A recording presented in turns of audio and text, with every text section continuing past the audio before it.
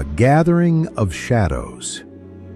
Have you ever faced a storm so vast it seemed to blot out the sun itself?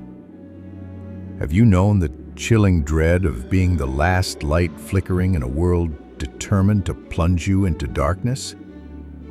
What happens when hatred unites your enemies, turning whispers into a war cry and scattered tribes into a single 10,000-headed beast? And what hope remains when that beast is marching toward your home?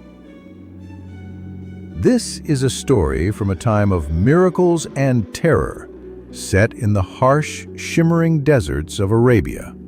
The 5th year after the Great Migration had come. In the city of Makkah, the powerful Quraysh tribe simmered with a rage that had festered for years. A prophet had risen from among them, their own kinsman, Muhammad, peace be upon him, who spoke not of their many stone idols, but of one God, unseen and all-powerful.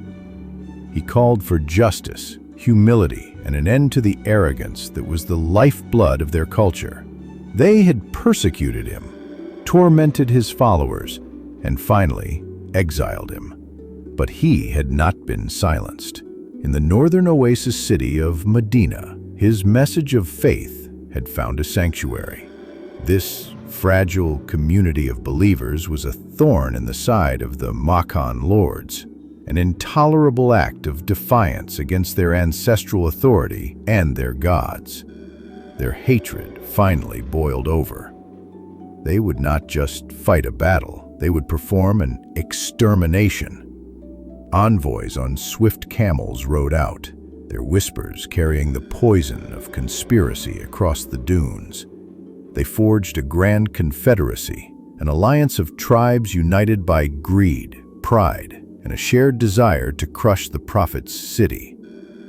And remember, O Muhammad, when those who disbelieved plotted against you to restrain you, or kill you, or evict you, but they plan, and Allah plans, and Allah is the best of planners.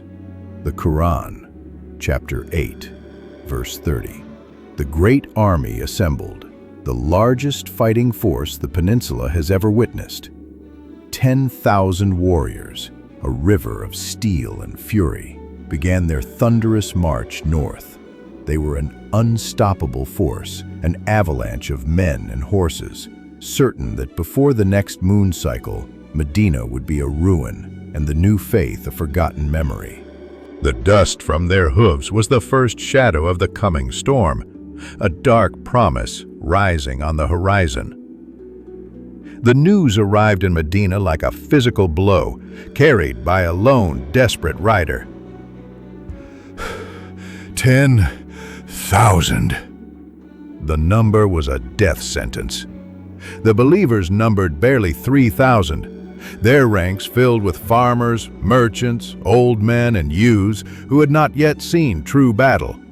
The city was a small, fragile island, and a tidal wave was about to break over it. This terror was a divine test, a violent earthquake of the soul that shook every heart, revealing its true contents. Remember when they came at you from above you and from below you, and when eyes shifted in fear and hearts reached the throats and you assumed about Allah various assumptions. The Quran, chapter 33, verse 10.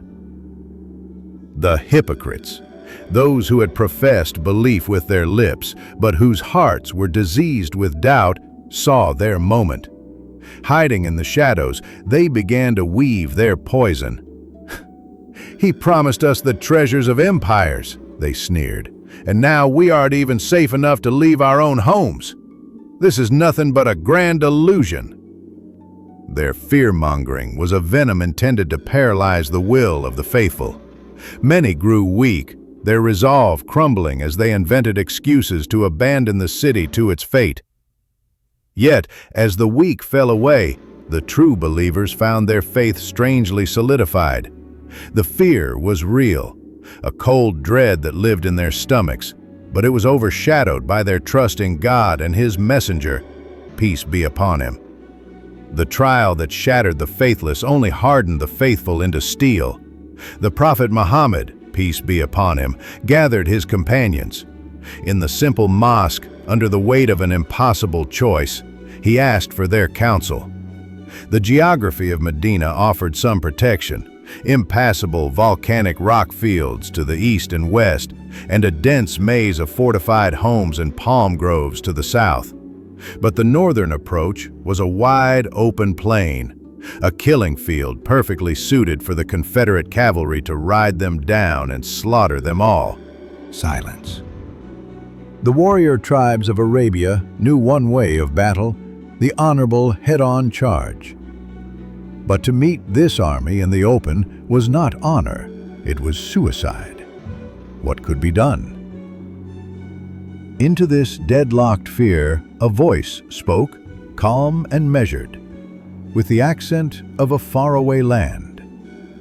It belonged to Salman the Persian, a man with no tribe, no wealth, who had spent his life crossing empires in search of this very prophet.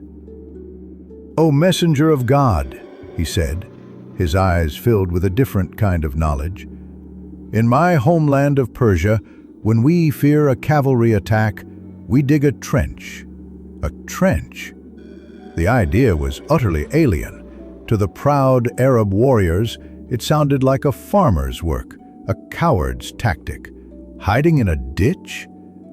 But the prophet, peace be upon him, the man who embodied humility and wisdom, leaned forward.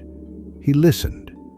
He did not care that the idea was foreign or unconventional.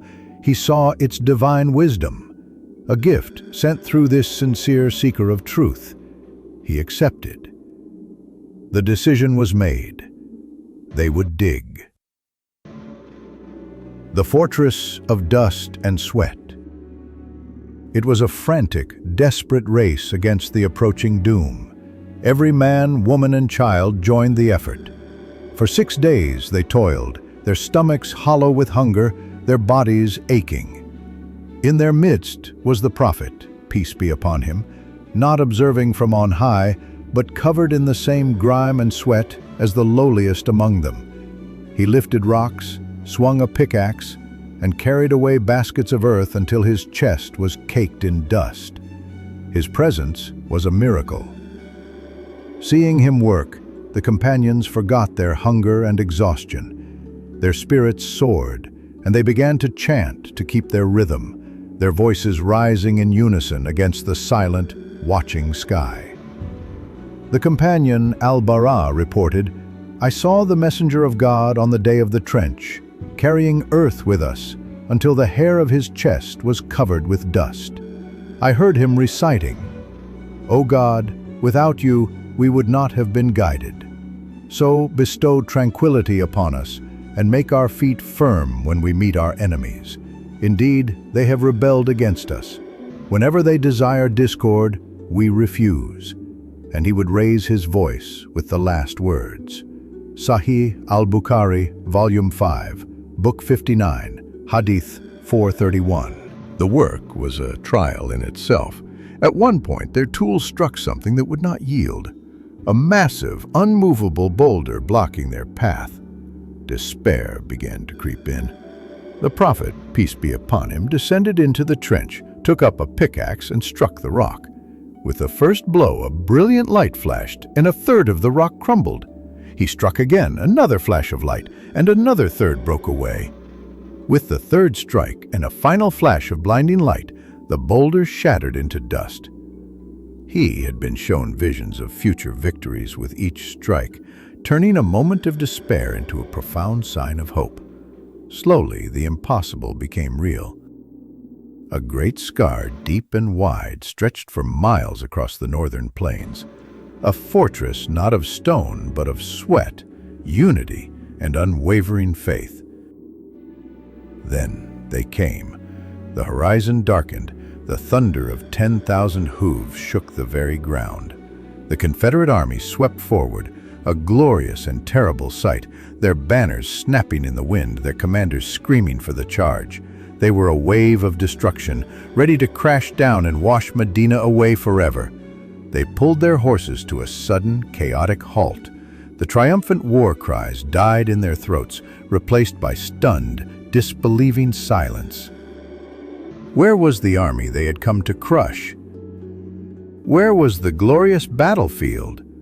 Before them lay only a deep, dark wound in the earth, an impassable chasm. The unstoppable army had been stopped cold by a trick they couldn't comprehend. But they were 10,000 strong, and the believers were trapped in their city. The siege, the true test of endurance and faith, had only just begun.